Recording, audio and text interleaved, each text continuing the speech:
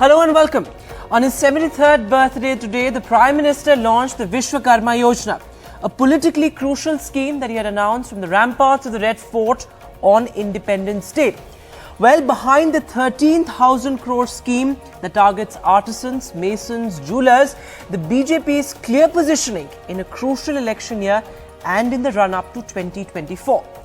Now, with the return of key OBC leaders, including Dara Singh Chauhan and OP Rajbhar in Uttar Pradesh, to the NDA fold, and now the Vishwakarma Yojana, the BJP's outreach to the OBC community that has stood by the Modi-led BJP, particularly in the past election, as a key vote bank, is clear. Now, this also as the opposition continues to push for its demand for the caste census. That's also a crucial angle to this story. Now, the caste census could prove to be a dent to the BJP's Hindutva project.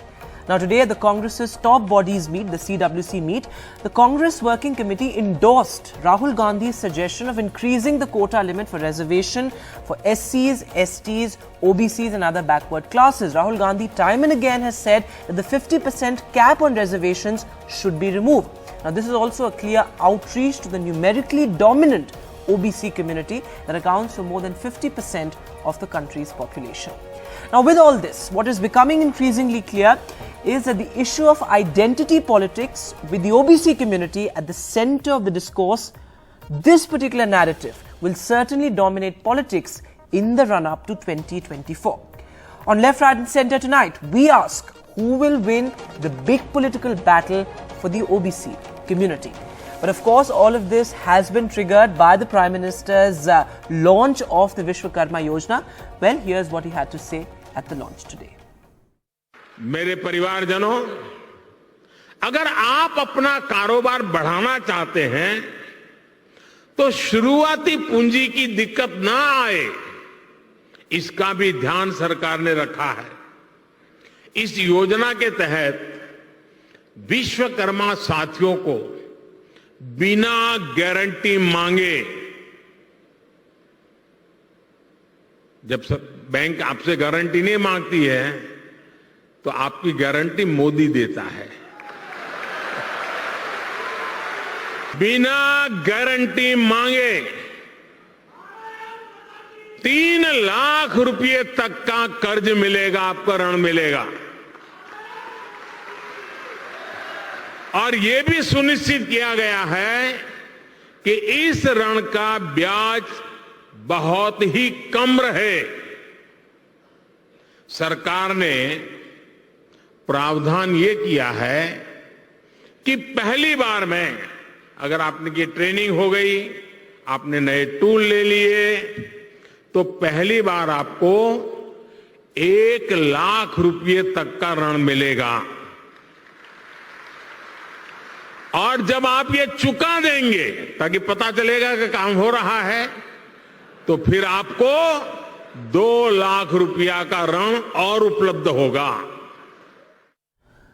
And well, the OBC vote bank has been a crucial one for the BJP because the BJP's OBC vote share was 31% back in 2014.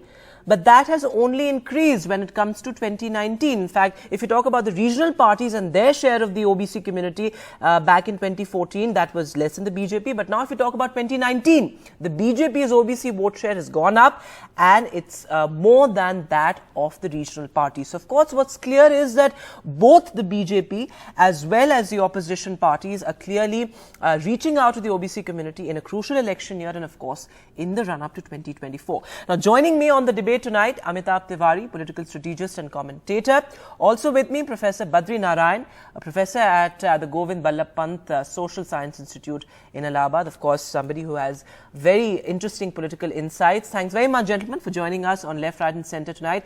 Going across to you, Amitabh Tiwari first. You know, how do you look at the BJP's outreach to the OBC community? Of course, with, as I said in my introduction as well, the return of OP Rajbhar and leaders like Dara Singh Chauhan to the NDA fold, and now, of course, the BJP's Vishwakarma Yojana. How do you look at the BJP's OBC outreach? Do you think that the urgency with which the BJP is actually reaching out to the OBC community, is that political desperation? How do you look at it? So, see, as you mentioned, the OBC OBC support for BJP has almost doubled from 22%. BJP has given the highest number of OBC chief ministers, that is some 31%. And today, 1 out of every 2 voter of the BJP belongs to the OBC community. So it's a very important vote block for the BJP.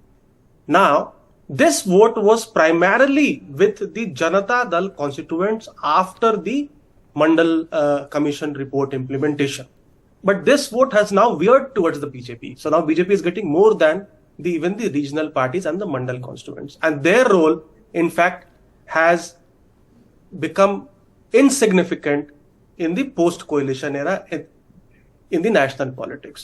So this is a very important block. Now with the demand for caste census, and because the follow-up demand, I mean, what would you do with caste census if you get the number of 42% or 52% as the Mandal Commission said? So the next step, as you mentioned, will be to ask or demand for an increase in the cap of reservation. Now that could prove to be a big challenge for the BJP, because today BJP is getting the Mandal vote without essentially accepting the demand of a caste census or a higher reservation. Correct. So that's a very interesting point you're making, that the BJP is in a sense able to reach out to the OBC community without actually conceding, you know, the demand for a caste census. That's a very interesting political point there. But Professor Badri Narayan, how do you look at the BJP's outreach? Because you see, the BJP is also appealing to a particular section of the OBC community, one that according to the BJP has been left behind by, regional parties. That's what the BJP's political positioning essentially is. How do you look at that? And it's also a lot about the perception game, because now it's for the BJP, in a sense, a polar shift from its Brahmin Banya image to a party that's essentially focused around the OBC community. How do you look at the BJP's positioning in a crucial election year? I mean, you are just months away from the crucial state elections. Vedant, I think you are very right that BJP character is changed now. It's not Brahmin Banya party. It's OBC, Dalit and other communities also. They are all voting to BJP. This Vishwakarma Yojana is very interesting political policy, which is going to affect our politics of today. What is interesting, because it is on the one hand, it is going to dilute caste-based identity politics, which is the basis, resource base of the Mandal politics. Secondly, it is going to create another identity, that is Vishwakarma Bhai, Vishwakarma Log. So 18 communities, those who are most marginal, among OBC, they are MBCs. They are not OBC in that way, and they are also because this is the economic community. So SC also, some SC community also comes in that occupation. So it is beyond category. Then it is beyond religion. You know, many of these communities you can find among Muslims also. Absolutely. Which is why, I mean, the OBC community actually accounts for more than 50% of India's population, a numerically dominant community, something that's important not just for the BJP, but of course the opposition parties as well. Yes. But going back to Mr. Amitabh Tiwari, you see, you've already said that the BJP is playing it careful in a sense by reaching out to the OBC community without agreeing to the caste census demand.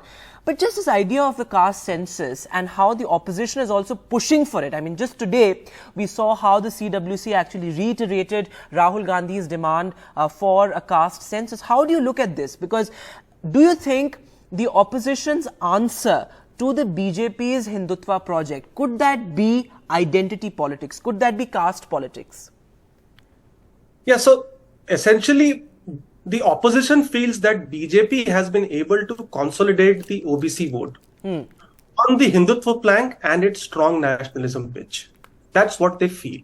So now, if the OBC community starts voting in the name of Hindutva or nationalism, then the caste identity gets lost somewhere. Correct. So are you essentially saying, Mr. Tiwari, are you essentially saying that this demand for a caste census would not dent the BJP's Hindutva project? Is that what you're saying?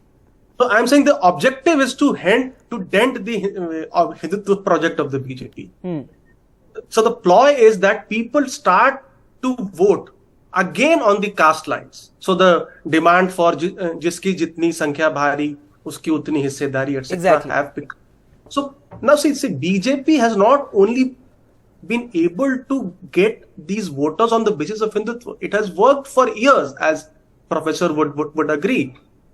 Amongst these communities, they have done a very innovative social engineering, because the Janata Dal constituents have largely focused on the dominant OBC caste, while the BJP has focused on the lower or the most backward or the extremely and backward Professor OBC. Badri Narayan, while we are talking about battle lines being drawn, political battle lines being drawn, and while we are debating this question of who will actually win the battle for the OBC, the India bloc parties are themselves in a sense divided as far as the demand for caste census is concerned. Of course, we saw how Mamata Banerjee led the charge against the demand for caste census. So do you think that caste census could be synonymous with the India bloc, or could the demand for caste census actually be synonymous with the opposition, because there are internal differences that need to be ironed out as well? Caste census politics they will do in coming election. And also reservation politics, extend the limit of reservation. Today they have, India has said. But they are doing conventional kind of politics of the caste. They are not able to understand that they are going to contest with a party who is very innovating in doing politics. So this Vishwakarma Yojana is another innovative ways to deal with the caste identities in India, make it vertical to horizontal, and mobilize it on the economic line, beyond the caste and beyond the religion.